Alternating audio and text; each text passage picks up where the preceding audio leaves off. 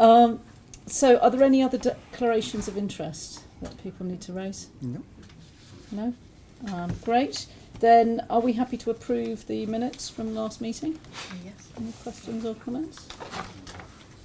Any matters arising that we need to pick up at this stage? Excellent. In which case, let's go on to the Chair's report,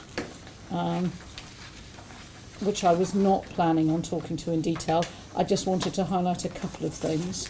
I think we should begin the meeting by first acknowledging how hard people are working across the service and express our extreme gratitude to people across the country who've been working day and night to deliver for patients, and recognising how challenging that's been, both within NHS Improvement and across the service as a whole. Yes. I don't know if there's anything you want to add on that.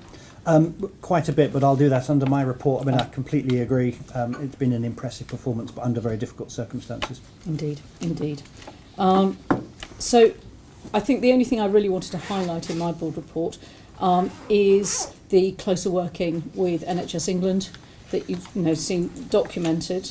And we have now formally appointed David Roberts as an associate non-exec director. Done that by written procedure, and David will start attending board meetings and board development meetings from February onwards.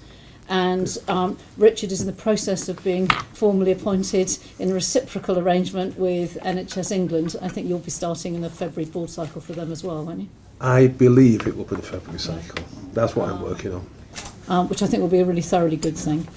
And we have reconstituted and are in the process of formalising, a clear terms of reference for a joint finance committee. Which again, you had a initial meeting yesterday, didn't you? I don't know if you want to add anything on that. Yeah, I think we had a very good meeting. I mean, the basics of the joint finance committee are, first of all, to make sure we actually have a single version of the truth across the system about what the numbers are and what they're telling us, rather than potentially two competing versions. But even more importantly than that, to make sure we plan the finances and execute the finances in a way that supports overall delivery across the system, not just for parts of the system. Now, the formal decision-making powers, most of those will still rest with the individual boards, but we hope to be able to do a lot of the groundwork in the Joint Finance Committee, and hopefully in there, if there are any, flush out any potential disagreements, misaligned incentives or other matters like that. We had the first meeting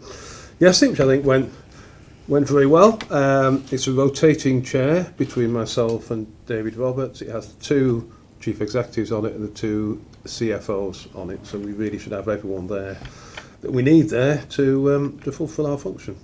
And you've got some draft terms of reference. We have draft terms of signing reference. off at the next board meeting, presumably. Yeah, we've got draft terms of reference we discussed yesterday. A few minor amends to those, so we should be able to circulate those and get them ready for the next board meeting. But I don't think there are any particularly difficult issues around them. And in looking at the forward board dates, to make sure that both Richard and David could do both roles, we've also sort of highlighted 2 points in the year, May and September, where we could have joint board meetings with NHS England Board and NHS Improvement boards. The plan would be to try and hold the majority of those respective days so that both boards can meet separately for decision making, such as is required, but also that we can have time together, the two boards.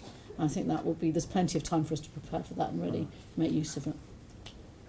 Any questions, comments? The only other thing on my board report is to thank Sigurd and Lord Carter for agreeing to have their appointments extended until the 30th of June, and to say that we are in discussions with the Department of Health to start the process for recruiting, because we have a couple of vacancies already on the board, and a number of people will be consulted on that as we go through the process. Okay. With that, any comments?